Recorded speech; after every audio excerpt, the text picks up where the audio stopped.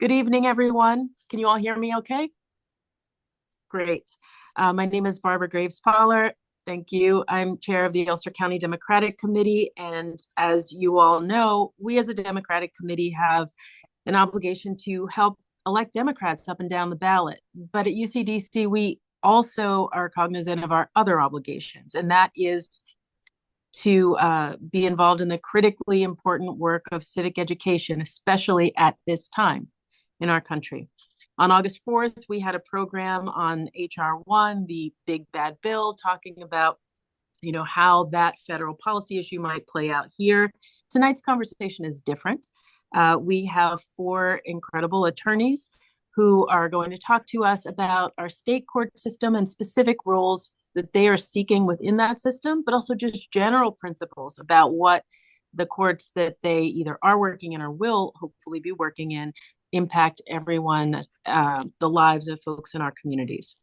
So some of these questions are just very general, and some we crowdsourced a bit for tonight, particularly focusing on some of our younger voters who may have less experience with our judicial system or may have questions about what all of this means during this time of such an unprecedented attack on the rule of law. Our federal district court judges have been in the news quite a bit. That is a different system. Those federal district court judges get to the bench in a way that's different from the folks that we're going to hear from tonight. Our state court system is mixed. There are some judges who are appointed and some are elected. And there's also a mandatory retirement age of 70. Judicial campaigns for our state court judges are also different too. You're not going to hear the folks on this Zoom talking about how they would rule on particular issues. And I'm not going to ask any questions that might even suggest that their minds are made up about anything, because there are very strong judicial ethics rules about how you campaign, and all of our judges approach issues with an open mind, not with predetermined partisan mindsets. In fact, judicial judges normally cannot speak or participate in any partisan events, except during this very narrow period of time just before and just after an election. Again, judicial ethics rules are very tight for a good reason, to preserve the sanctity of our court system and impartial adjudication. So I'm going to stop this preamble. I look forward to seeing some additional questions, perhaps in the chat as we go along. But I'd like to kick off tonight's discussion by asking each of our panelists to start by just introducing themselves. Who are they? How long have they been admitted to practice law? What job do they currently do? And what's the judicial role that we're seeking? So let's start with Will Little, please. Thank you. Thank you for having me. Good evening, everyone. My name is William Little. I am currently the Albany County Court Judge and acting Supreme Court Judge. I was elected and started to serve on the bench in 2022. I was admitted to practice in 2006, graduating from Albany Law School in 2005. And I'm currently running for the New York State Supreme Court position out of the 3rd Judicial District, which makes up about 7 counties, including Ulster and Albany, Columbia Green, Sullivan, Schoharie, and Rensselaer County, as well as Sid Green. Thank you. Thanks for having me tonight, Barbara. Thanks for joining us. Next, Lara Olivieri, please. Hi, my name is Lara Olivieri. I currently am the principal law clerk to Judge Rakoff in Ulster County Family Court.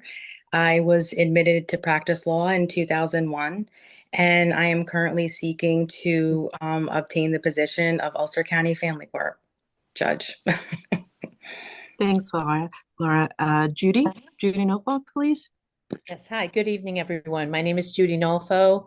I was admitted to practice in New York State in 1993. My current job is the principal court attorney for Ulster County Surrogates Court, and the role I am seeking is the Ulster County Surrogate Judge. Great. And last but not least, Bob Haskins, please. Hi, I'm Bob Haskins. I've been practicing since 1984 as a trial attorney. I currently represent primarily hospitals and doctors. I'm trained as a mediator, taught law for a decade, and am seeking the position of Town of Lloyd Town Court Justice. Thank you.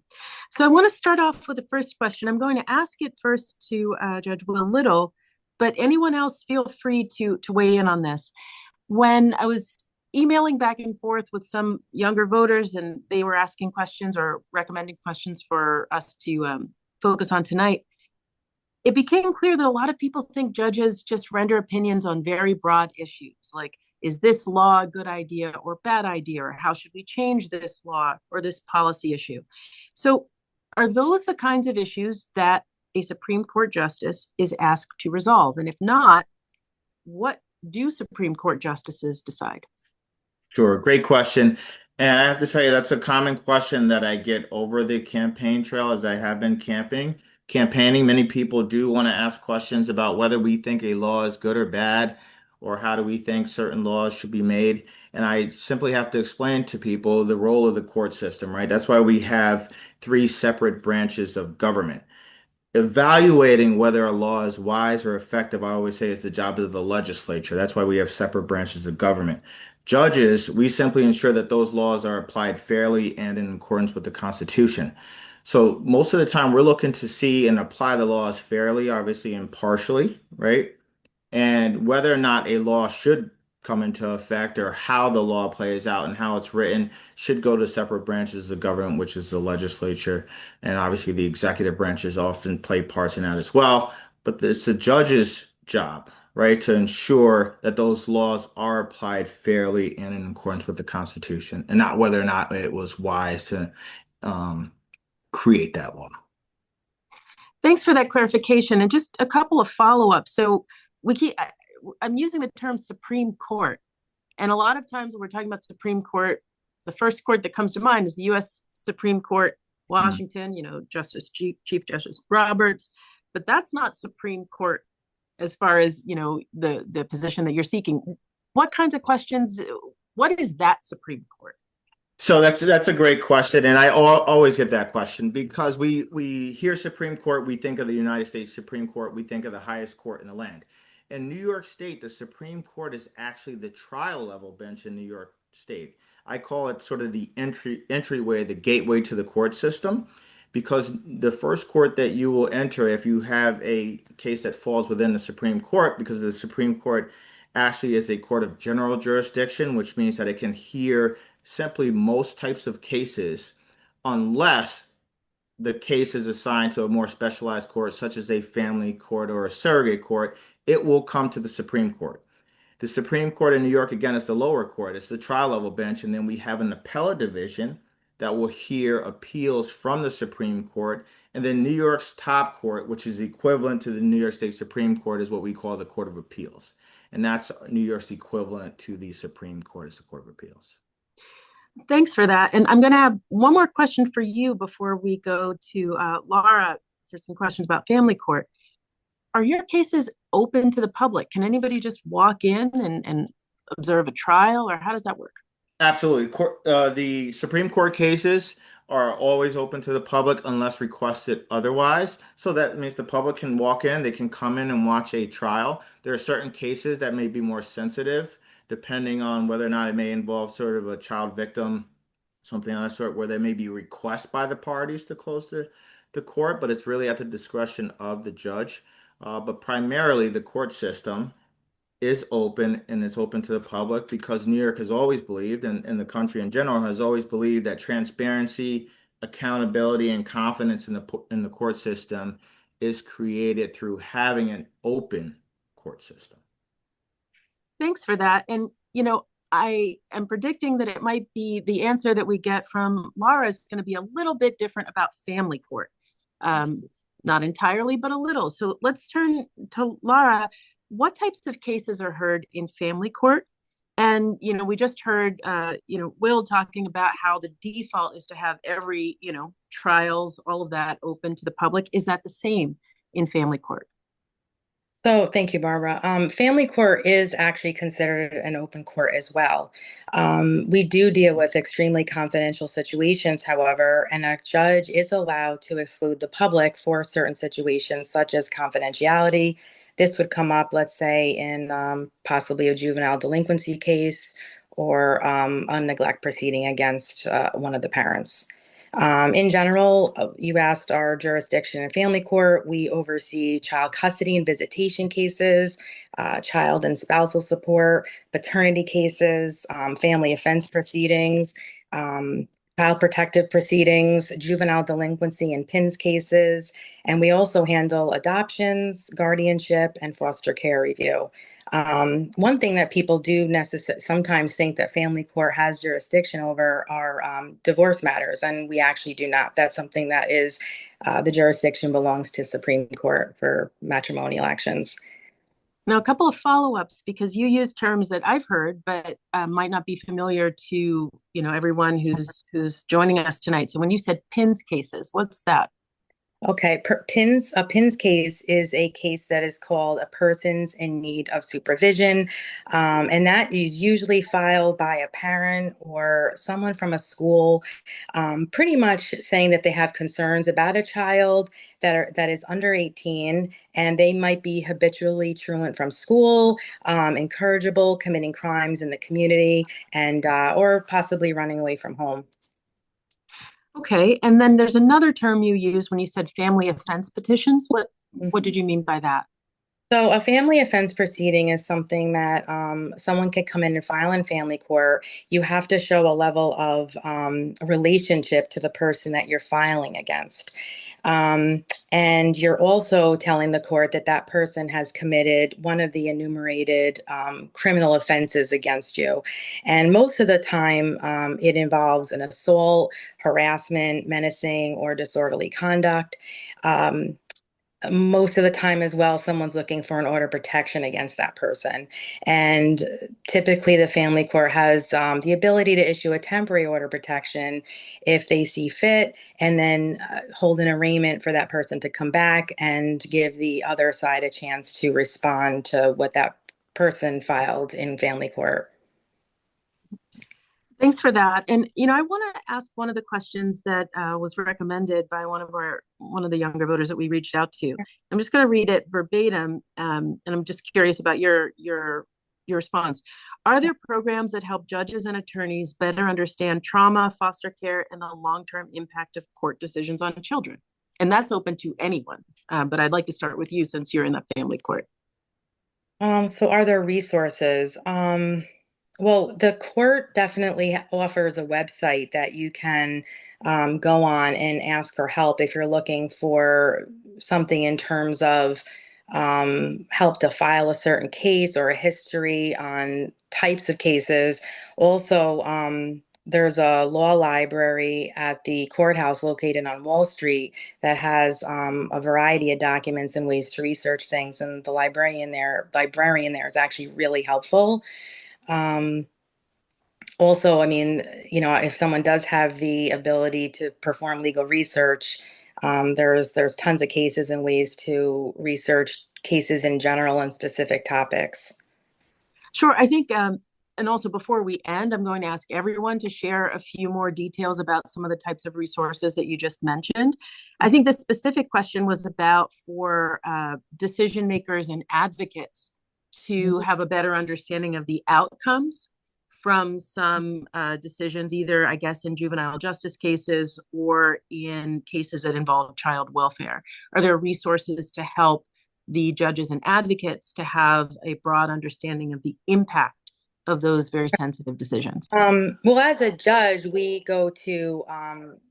attend judge school and schooling every year to be updated on certain issues, and certainly hope that that adds to our understanding of certain and current issues. In terms of advocates, I'm assuming, I'm trying to think of where an advocate could go to get more help on those issues. I mean, I'm certain that if they come to the family court, we can direct them to certain services, maybe through DSS, to get more support on those issues. Sure. And I would imagine too that every attorney has to complete a certain number of hours of continuing legal education, even to just hold a license. And there's a certain number of hours that you have to spend every single year to continue practicing in New York courts. And so I would imagine, particularly for advocates who are working in that area, they would be taking some CLE or courses that would help them have a better view of the impact of advocacy around those very sensitive areas. So maybe we can move on to surrogates court, because I think family court has some just kind of a knee-jerk understanding of what a family court might do, even if, around the edges it might be unclear.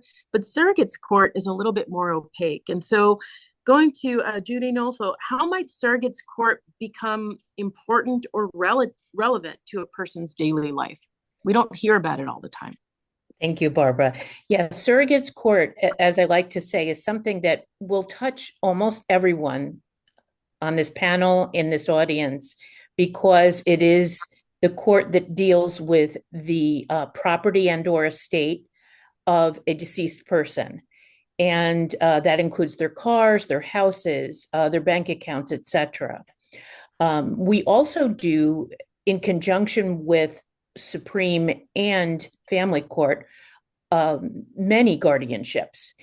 And just going quickly back to your question with Lara, the training that the United Court System gives us is tremendous. I mean, we're always getting emails for new types of CLEs that we can attend, but also through the community.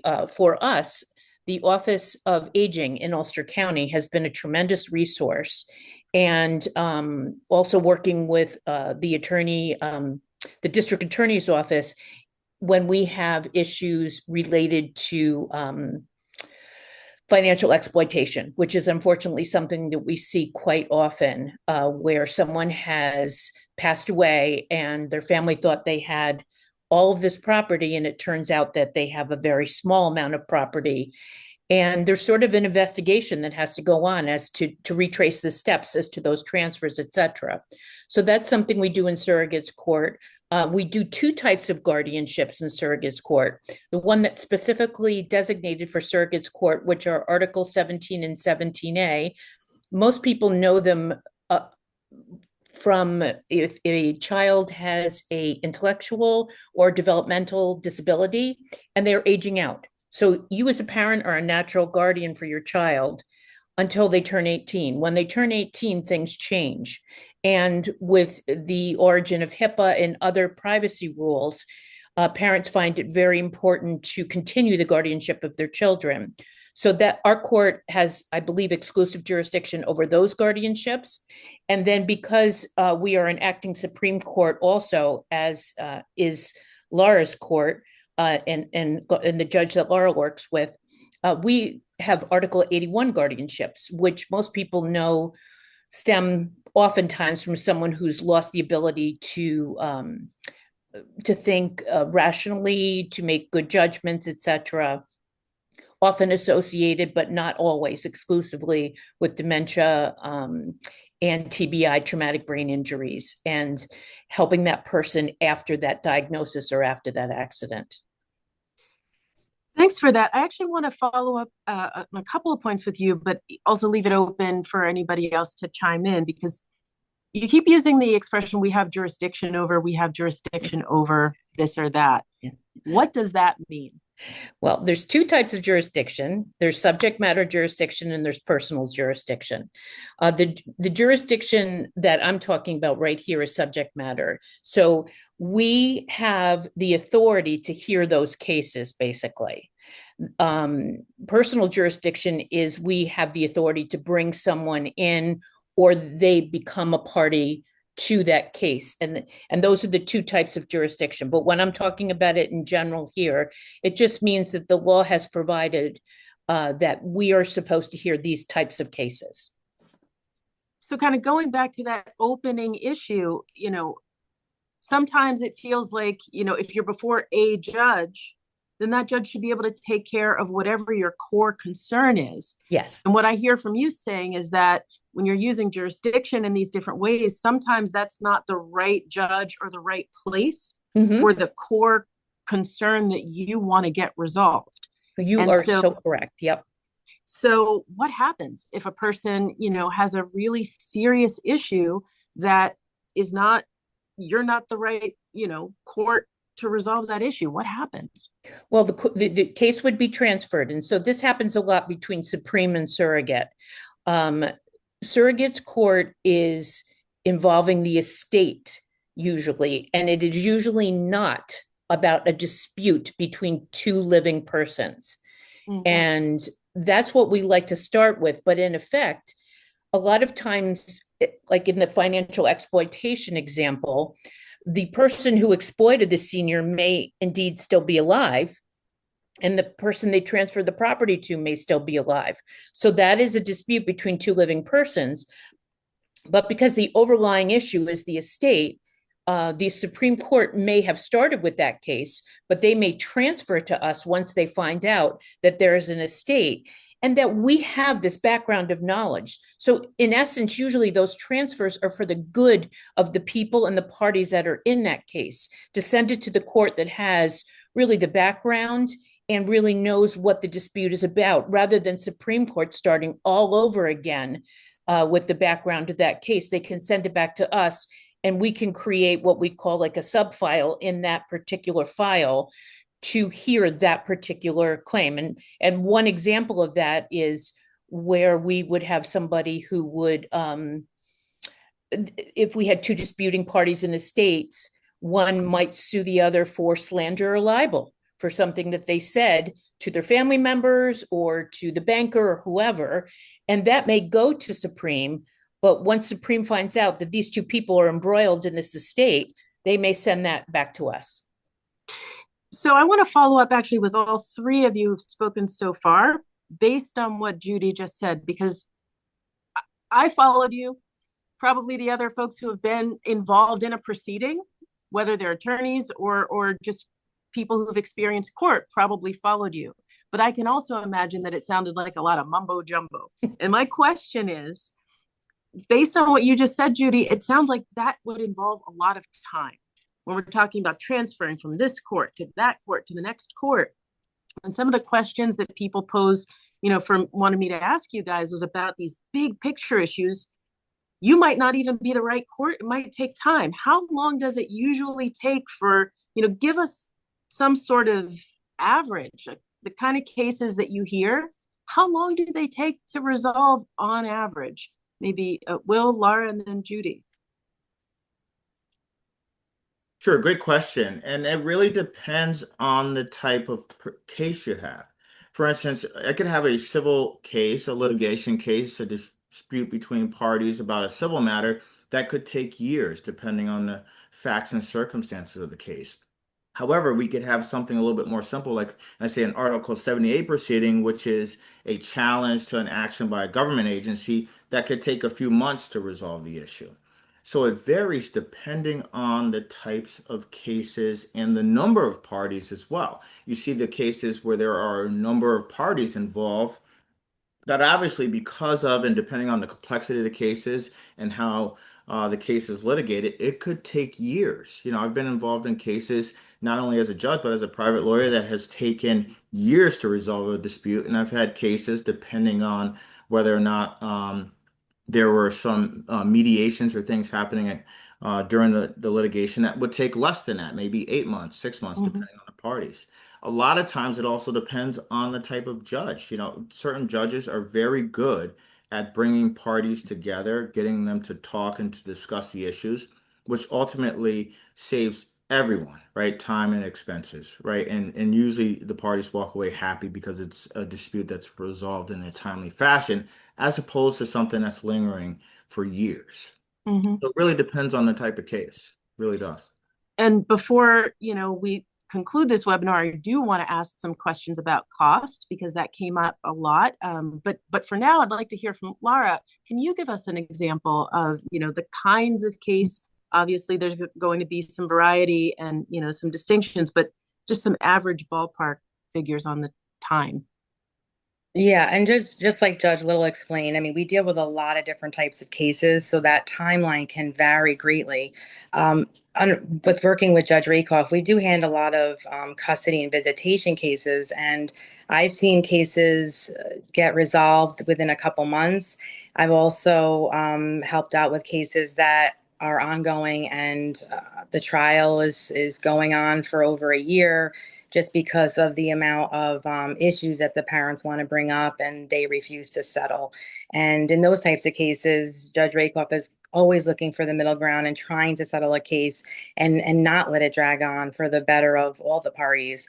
But another example would be like a neglect or a termination case that would go on for quite some time because the court has to go through so many steps to give a parent the chance to fulfill the items that DSS is looking for in order to get their child back. And if not, we would move towards a termination, which can take quite some time.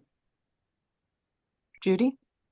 So one thing I wanted to mention is that our chief judge a few years ago adopted something that we call presumptive ADR. So ADR is alternate dispute resolution, and Judge Little and Lara touched on it. It involves a type, it could be mediation, and I'm a trained mediator. I can tell you that sitting down with parties, listening to them, and helping them develop their own solution, to me is faster and so much more fulfilling to the parties. We try to get as many contested estates. So if you're saying A and you're saying B, we try to get them to go to mediation. In terms of the cost, Ulster County is very, very lucky that we have an alternative dispute resolution center, or it's a CDRC, they call it Community Dispute Resolution Center, right down on Erin Court in Kingston. And they take all kinds of cases and there's no charge. So it may, and especially for people who are pro se, which we really haven't touched on, but there are a lot of people who file who cannot afford an attorney. I mean, in an estate, in a probate or an estate type of proceeding, I know that there's a retainer by a lot of lawyers that are several $1,000s. So if a person needs to get property put into their own name because the will says that that's what's supposed to happen, but they can't afford a lawyer, that person and that proceeding may take a longer amount of time because we have to work with that person in order to get all the requirements met, serving the right parties, making sure that service is done in it's a number of days according to the statute, etc. But in our court, short answer, most estates, I'd love to say, would be wrapped up within a year. That doesn't usually happen. 2 years is what we look for. If an estate is 2 years open, we require them to file the report to us and say, why is this still open? What is still undistributed and what's going on? Thanks for that. And now I want to bring Bob into this conversation because we haven't even heard about our town and village courts yet. And what types of cases do our town and village courts resolve? How are they different from the courts that we've heard about thus far? They have very broad jurisdiction. There's over 1,300 justice courts in New York State with over 2,000 judges. And over 70% of those judges are lay judges. They're not attorneys. You're not required to be an attorney to be a judge in a town or village court. So, as you can imagine, that has brought some challenges. There's legislation pending at this point as far as converting all the 100 busiest justice courts to requiring attorneys as judges. There's also been some discussion as far as legislation potentially creating a district court system in some of the more rural portions of the state. But, the town courts have very broad jurisdiction. You've got civil and criminal matters, small claims, anything with a monetary award up to $3,000, also landlord-tenant, prosecution of misdemeanors and violations, vehicle and traffic offenses. And, the town court judges, particularly in Ulster County, also man the central arraignment part of the county jail. So it used to be back in the day, they'd be state troopers would be showing up at the judge's house at 4 a.m. and bringing them out of bed to arraign somebody. Now they have a central arraignment part at the county jail, sessions 6 to 8 in the morning, 6 to 8 in the evening. These are manned by judges from the various town courts. So there's a lot of responsibility there. Actually, they have jurisdiction over family court matters. When family court is not in session, if you're looking for an order of protection, you can go to one of the town court judges for something of that nature. So there's a lot that's involved here. Certainly many responsibilities. There is, certainly concern over, some of the lay judges, who have come in and they've had a week's training course to handle all these responsibilities. And, it can be difficult, to say the least. No, it was the asparagus. I didn't scan that. Good catch. So, I think someone in our audience might need to mute, but let me ask you that, because if 70% of the town judges or justices are not attorneys, what happens if they get something wrong? What happens if that week of training maybe wasn't enough, say, to protect somebody's due process rights as a criminal side? There's always the right of appeal. You can appeal to the various appellate courts in New York State. That being said, there are times that it's difficult to create an appeal in that instance, because the justice courts are not courts of record. They don't have a stenographer sitting there typing down and creating a full record of everything that went on. You've got the judge taking notes. So, if you're trying to appeal a decision, you can end up with a very limited record of what went on. So, hold on, let me pause you there, because we're here on a Zoom that, if we want, is going to be translated by some sort of AI tool. Why is it so hard to get a transcript in an actual court where there's someone who is a judge who is presiding over an arraignment? You have now stepped into the area of a legislative or political issue, which I'm afraid I cannot comment on. Understood. Yeah.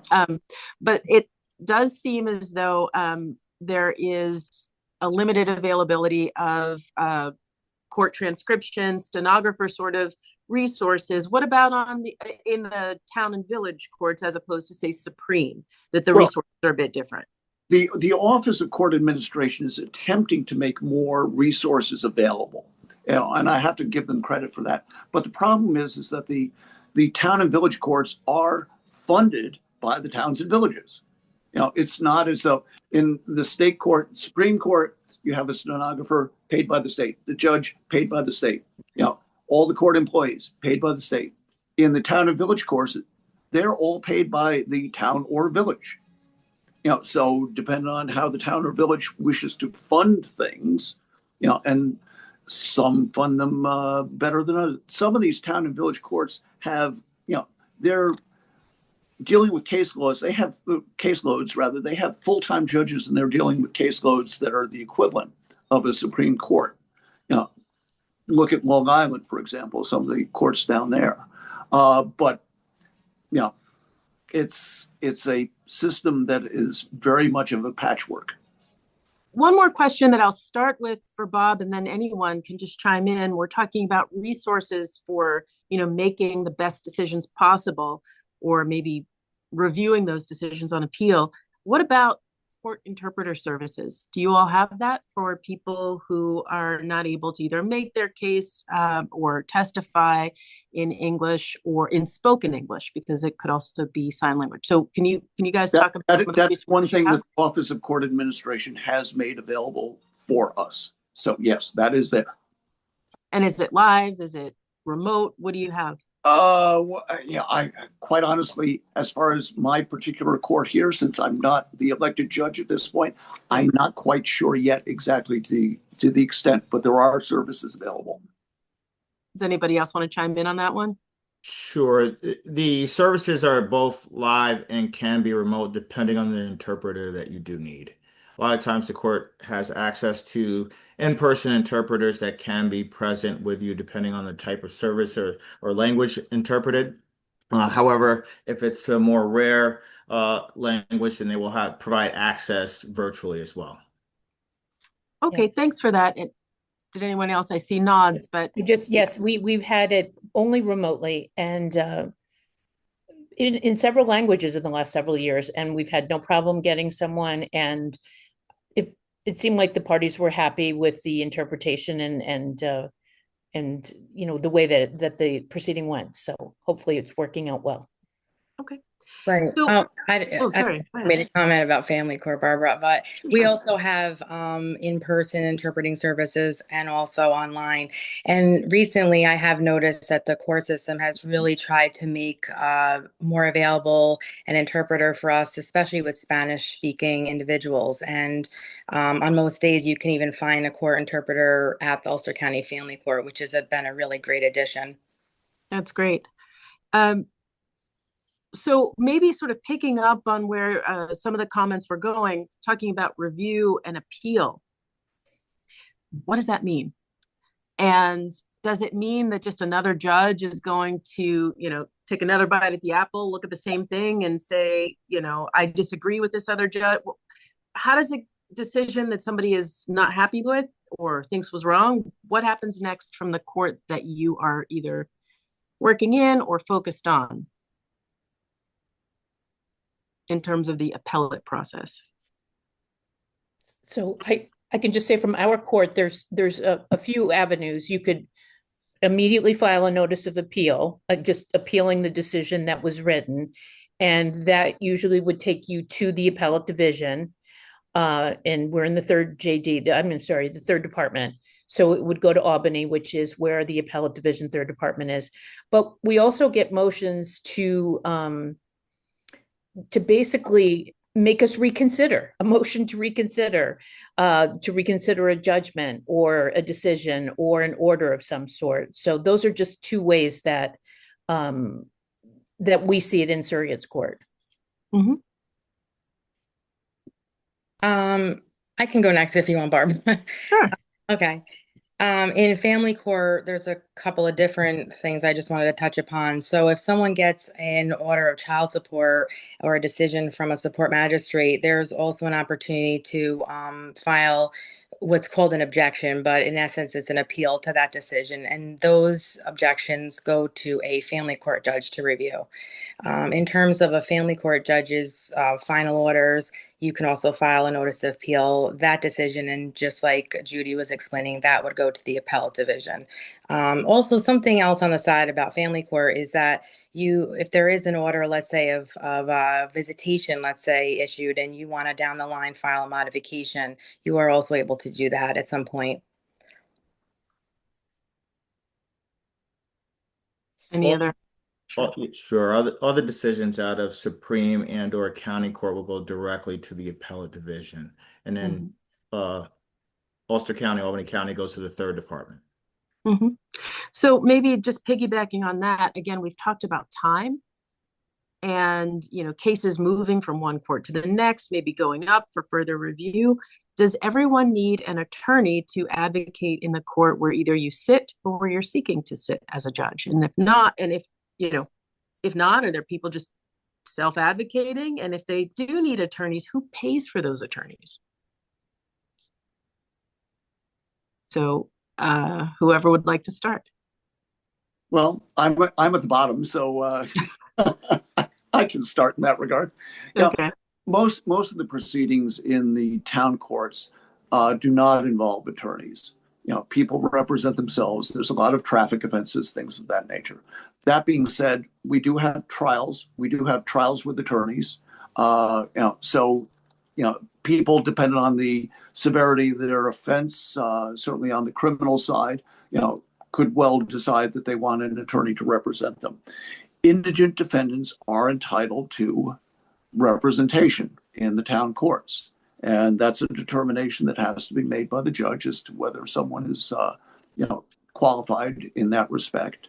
And, that's something I'm looking to, explore as far as, the extent of the services available in that regard in the county at this point for us. And so when you're saying if someone qualifies, that would be for free legal assistance, right? Yes. Okay. All right. Who would like to add on, distinguish, give a different perspective on that? Lara? I can go next. Or Judy, do you want to go next? No, you go. Okay. Most cases in family court, everybody is most of the time represented by attorneys. If someone comes into a case and wants to proceed pro se, the judges really try to talk them out of that and talk to them about the level of expertise they would need to go through a trial and are they prepared for that. They'll go so far as to ask them, do they understand evidence and how to do certain things in a courtroom. And most of the time people realize that they really shouldn't be proceeding on their own. And in our court, someone can file for an assigned counsel, which would mean that they would not pay for those services. They have to fill out a form. It goes to the judge for review, and the judge will look at the members of household and their family, the amount of money that their household intakes per year, and the county provides us with a threshold of when we can assign an attorney for free to those people. Judy? So one of the things about surrogates court that's rather unique is the type of law is really not known to a lot of attorneys. So it's definitely a niche sort of study, and that's great for a lot of reasons, but it's not great when it comes to getting people to help for low or no cost, because the proceedings are not any more complicated than any other court. They're just different. That being said, we have a lot of pro seers, and what's different about surrogates court is if you're going for a probate, let's say, other than what we call a return date where you have to show up for a few minutes, unless there's an objection, there's very little court time. So we have certain proceedings that are almost paper proceedings. And in those types of proceedings, a lot of people do it on their own. And we have a tremendously lovely staff who can help procedurally, but not give legal advice. And they do get it done. So I would say we have a large percentage of our filing members of the public who are not represented by an attorney. And especially with the small estates, which are estates under 50,000, we actually have a DIY program online through the court system that walks people through that step by step. And we also have that for our 17 and 17A guardianships for those parents and or guardians who are looking to get the guardianship of that person aging out. And I have been told by people who filed it that, they really could follow it rather easily. So I'm hopeful that we'll continue to do things like that and make it easier for people who cannot afford an attorney to go forward on their own. Judge Little? Sure. And kind of just jumping to what Judy almost just finished on is the court system now are starting to provide a lot of services for pro se litigants. Supreme Court, there's a mixture. Most people are represented by attorneys. However, as Judy kind of touched on, while it's not complex, the process, I guess the issues are not as complex at certain times. However, the process and the procedure could be very complex, right? Which makes it very difficult for pro se litigants to actually access the court system because they're unknowing or unaware of how to do so, right? So what you're seeing our chief judge do, and a lot of the courts are doing this now, are providing what's called help centers, where pro se litigants can walk in and actually get not legal advice, but information on how to navigate the court system. And they're making it so that it's more accessible to the pro se litigants. So we'll see a lot. You see a lot of that building up in our court system. I know Albany has been developing that. And while those programs are available in many of some of the lower courts and like the family courts, they have not been as available in some of the Supreme Courts. So you're starting to see those build up now so that people will have the equal access to justice. And I'm glad you sort of ended on this access to justice phrase, because that's the title of tonight's program, Justice in Our Courts. I mean, we've covered already in this conversation a lot of procedural issues. We talked about what different courts can hear, what they can't hear. But I want to open up to each of our panelists to talk just for a second about how they why the court that they're either in or seeking to sit in as a judge is so important for justice in our communities.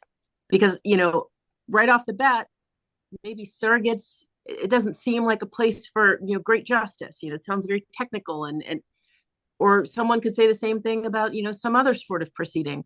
Why do you see either the role that you have or that you're seeking as one where you are able to really advance the cause of justice in a broad way? I can kind of touch on that if you don't Sure. mind. Okay, and I kind of started out when I was talking about it, and obviously I'm seeking a Supreme Court position, so I may be a little biased when I'm talking about how important it is to me. But the Supreme Court, as I indicated at the beginning, is the court of general jurisdiction, right? And as I said before, it is the court where most people will have their first interactions with the court system because of the such broad nature of the cases in which they hear. Those cases could stem from civil matters such as contract disputes, personal injury cases, property claims. It goes to the matrimonial cases and divorces, to the Article 78s, the challenges to the governmental actions. And even some jurisdictions, the Supreme Courts will hear the criminal cases, depending, like such as in New York City. So having it be the entryway, as I say, the gateway into the system, I find it to be one of the most important courts in New York State, if not the most important court in New York State. And having that gateway being the entryway into the court system, I find it very important that the person that they meet at that door is someone that can be trusted, someone that understands the system, who has the knowledge and experience to do that job on day one. And that's part of the reason why I am running. Who wants to go next? I can go next, Barbara. Sure. Okay. Family court is very specialized in that it handles legal issues that pertain to specifically to the welfare of children and the stability of families. And it really goes to the core of our society, is protecting our children and having people have healthy family relationships. When people come into family court, they're extremely vulnerable at times. And family court is a place that needs to be, and is, I believe, goal orientated, where we're not looking for winning, losing, but we're focused on long-term solutions. Sure. Judy, do you want to go next? Sure. So, like you said, it is a little complicated when it comes to justice and surrogates court. People don't always see the connection, but I think that there's a couple types of proceedings and actions that really require us to look at the big picture when it comes to justice. One of them is the protection of the rights of the spouse. So, unfortunately, not everybody is honest with their spouse, and when they pass away, their property may have already been diverted to someone else, and there might be a spouse with no resources. And that's something that we can address. And especially if there's minor children, we can correct and bring justice to the family. Another thing, and then I briefly mentioned it before, is when we see the financial exploitation or just the mismanagement of an estate, and the people who that decedent said, I want these people to get all my property, aren't getting it because someone's either diverted it or mismanaged it. That's something that we can correct. And oftentimes we would have to surcharge or fine the person who's mismanaged the estate in order to get to, make the beneficiaries whole again, to give them what they really deserve through that estate. So that's just two examples. Thank you. Bob? Okay. Basically, town courts are community level courts. We're dealing with neighbors, we're dealing with landlords and tenants, we're dealing with relaxed standards of evidence, people who are often not represented by attorneys. And we're trying to, basically promote justice in our communities, to provide mediation services, to provide a chance for people to take conflict and turn it into conversation, and perhaps move away from, the things that can destroy a community. And so the last question I want to ask each of you to weigh in on is, not necessarily about you, but about our communities.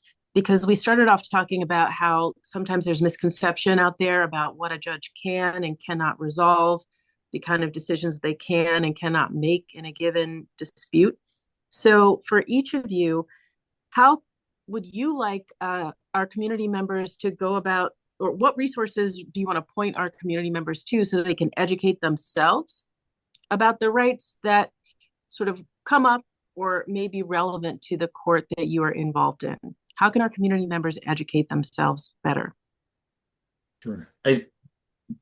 Barbara, one of the things I wanted to touch on earlier is actually the resources that are available. If people go to the court administration's website, you'll find a lot of resources about the court system, how the court operates, the different courts, the different jurisdictions, the departments, the divisions, where you need to go to file, how to file. It gives you some detailed instructions on how to operate and navigate the court system. I would tell everyone it is a great place to start when you are looking to learn how to navigate the court system. And you'll see within the different areas, there are like things for you to click on, and they will provide you even more information. So I know our chief judge has taken great pride in keeping that updated so that people can access the court system by just looking at the website there. So there's great information on that. And I will say for those, and this came up earlier, for the decision makers who are making obviously the decisions on many of these cases, there's a great library of resources on the Judicial Institute's website. It's mainly accessed through judges, and there are thousands and thousands of hours of training and literature and information for judges and decision makers to review and look at to learn and get yourself up to speed on a particular issue, depending on what it is. But also, I think Laura may have touched on it, and Judy as well, is every year we also do go to what we call as judge school at the Judicial Institute, where we do receive a lot of training on a lot of the hot topics and hot button issues and any new issues that have come up. Thanks. And just, I think you may have mentioned this already, but the materials on the court's website are in multiple languages as well. Absolutely. Multiple languages. Okay. So whoever would like to go next, I'm just going to mute you. I just second that because, there is a lot of tremendous information out there, and, that was a good guide to it. Who else would like to go next? Lara? Okay, sure. And yes, I was going to bring up the New York, it's New York Court Help website. And if you Google New York Court Help, that website will come up, and it has so much great information on it, just like Judge Little went through. Also, just something I like to, I did bring it up earlier, but Ulster County does have a law library located on Wall Street. And it's in the courthouse. And I have talked to the librarian there quite a few times, and she can provide quite a bit of help. She can't provide legal advice, but she can certainly help people find resources to find out more information. She can direct them to forms, how to fill out forms. And it is a great resource that I do think goes underutilized. And Judy, you want to close us out? I will. I 100% concur with Lara. The county library and librarian have helped so many people in surrogates court, and that we actually have been sending them there. So it's been wonderful. Justice in New York. So thank you for those links. It also seems like we might want to update some of the UCDC links that we are providing as well, so that we can help our community members understand their rights better and also understand what's actually happening in our courts. One of the things that I think we all take for granted as attorneys, but maybe should just make clear, is the decisions come out and are publicly available. Decisions from all of the courts that we're talking about here, people can read them. You can read them for free, and thereby get an understanding of the kinds of issues that are being resolved in the courts in our area. So there's a question in the comments. I'm not sure if you want to take questions or not. Sure. I'll take one question.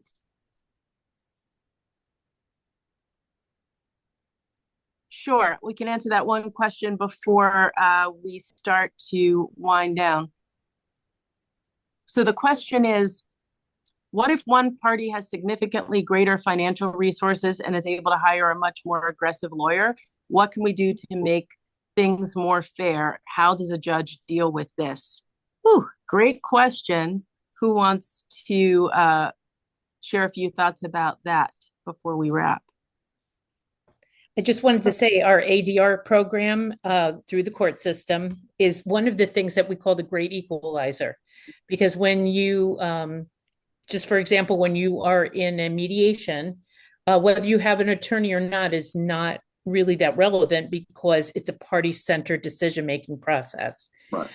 And it really does help a lot of people who cannot afford attorneys, but really want to talk about, what is at the heart of their dispute with that, usually another family member. So that's something that I think is really beneficial to people who cannot afford an attorney when the case does get referred to an ADR. But in our court, if someone appears without a lawyer, they are not treated I would say in any court, they aren't treated any differently. They, procedurally, we can help them. We cannot give them legal advice. But as we just discussed, there's a lot of resources for them to get help. Anyone else? I have to agree with regard to mediation. It really is a tremendous leveler in many areas, certainly like landlord-tenant disputes, things of that nature. With regard to, having practiced as a trial attorney for 40 years, while there are resources for people,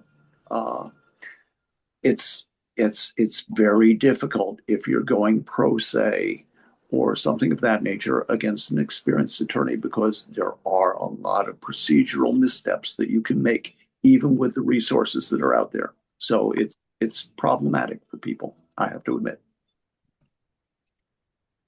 Anyone else? I'll just add a little comment to say that aggression doesn't always carry the day. And, and they're a good judge, like all the folks here who are either good judges now or will become good judges soon, hopefully. There are ways that just by, following the rules and maintaining sort of decorum in the courtroom, all of that, aggression isn't necessarily going to lead someone to prevail. They also, a good judge can make sure that just being aggressive is not what decides how the case will be resolved. So I want to thank our panelists tonight. This conversation has gone so quickly, and we've covered so many topics, and we've intentionally excluded some topics because, as we said at the outset, there are issues that, judges cannot speak about because they're required to have an open mind and maintain that open mind, not prejudge or not appear overly partisan.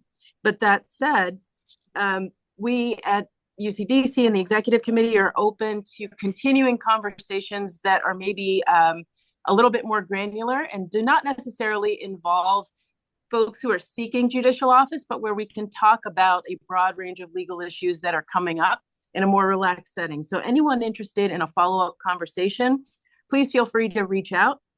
You can email us at info@ucdems.org. We can organize either additional conversations or webinars with attorneys, bar leaders, maybe some academics, but folks who can speak about broadly some issues pertaining to the rule of law and access to justice that our candidates are, rightly not going to step in this conversation. So again, I want to thank all of our panelists and also our executive team folks who've helped to make this conversation, I think, informative for all. So thank you. And we will be making a link to this available on our website. Have a good night, everyone. Good night. Thank you.